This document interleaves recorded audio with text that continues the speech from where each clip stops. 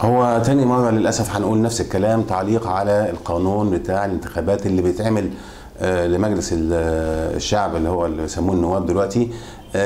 لو حضراتكم رجعتوا للفيديو قديم كنا بنتكلم فيه ايام الجيش ما كان بيحط القانون بتاع الانتخابات، والاول قالوا هنعمله بالقايمه 50%، تلتين فردي وتلت قايمه، وبعد كده قال لا هنخليه نص فردي ونص قايمه، وبعد كده قالوا لا تلتين قايمه وتلت فردي.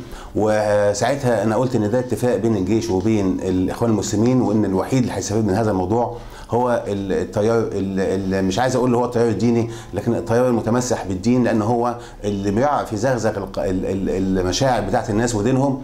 وطبعا في قواعد موجوده في المساجد، قد ايه موجوده مساجد بسم الله ما شاء الله، يعني ربنا يزيد ويبارك. فهم بيدخلوا في المساجد ديت ويأثروا على الناس، والوحيدين اللي لهم تواجد، مش تواجد فعلي او تواجد خدمي بالنسبه للناس، لا تواجد باستغلال الدين، لان احنا كشعب اصلا متدينين الحمد لله بطبعنا. وحتى المسيحيين بتوعنا برضه بتحس المسيحيين الشرقيين متدينين وملتزمين عن المسيحيين الاوروبيين والتيارات الثانيه، فاحنا كشرقيين اصلا متدينين. احنا بنيجي نبص ان الكلام الاول كان اتفاق مع الجيش، فالجيش اللي هو المجلس العسكري، والمجلس العسكري عمل لهم اللي هم عايزينه، ووقعوا الفخ في ايامها. انا قلت ان الجماعه اللي هو التيارات المدنيه وقعت في الفخ ده، وفاكره ان هي فرحانه بنفسها، او ان هي هتعمل يعني قايمه وهيبقى لها تواجد، هي ملهاش تواجد.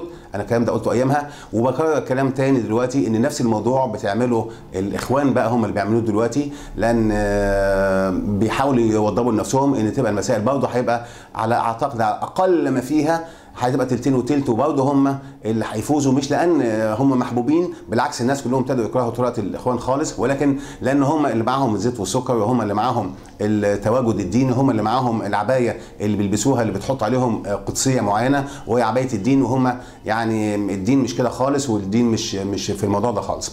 مش هنتكلم بقى على الغاز اللي بيودوه لاسرائيل، هل ما زال بيروح ولا ما بيروحش، مش هنتكلم على النواحي الاقتصاديه وزادت ولا ما زادتش، مش هنتكلم على التزوير اللي حصل في السور ولا ما حصلش، مش هنتكلم عن كل الامور دي. لكن اللي انا هقوله بمنتهى البساطه، القانون يعد عشان ينجح تيار معين اللي هو التيار المتمسح بالدين. وبرضه مش هرفض خالص كلمه ان انا يعني اقع تحت طائله الاعلام الاوروبي اللي صنفنا من الاول يقول لك التيارات الاسلاميه، هي مش تيارات اسلاميه، لكن الحكم الاسلامي هو مش حكم اسلامي.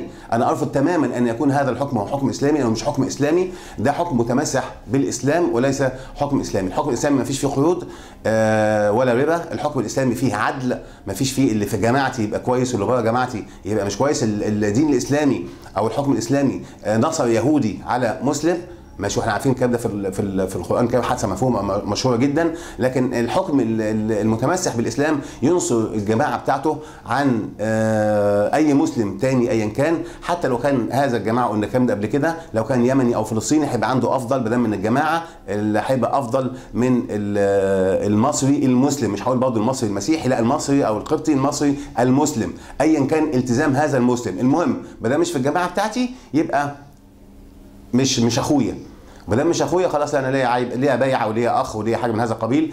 انا بحذر وبقول القانون بتاع الانتخابات ده وبفكر جديا، طبعا انا ما ادخلش الانتخابات اللي جايه، لان متوقعها سلفا اللي هيحصل ان ده هيبقى تكرار للسيناريو اللي حصل ايام المجلس العسكري، اللي كان بينهم اتفاق، واللي ما زال نتيجه هذا الاتفاق المشير طنطاوي والفريق سامي عنان وبقيه المجلس ومميش بيجدد له في قناه السويس اتفاق معين، طبعا كان مفهوم ويعني لا يخفى عن احد يعني. وطبعا الجمعيات الخيريه اللي ادوا لها فلوس بتاعت امريكا ادوا لها وطلعوهم مفهوم طبعا، واتصالاتهم بالقضاه، ويعني اللي ممكن يحصل من القضاه من اجل مصر وما الى ذلك.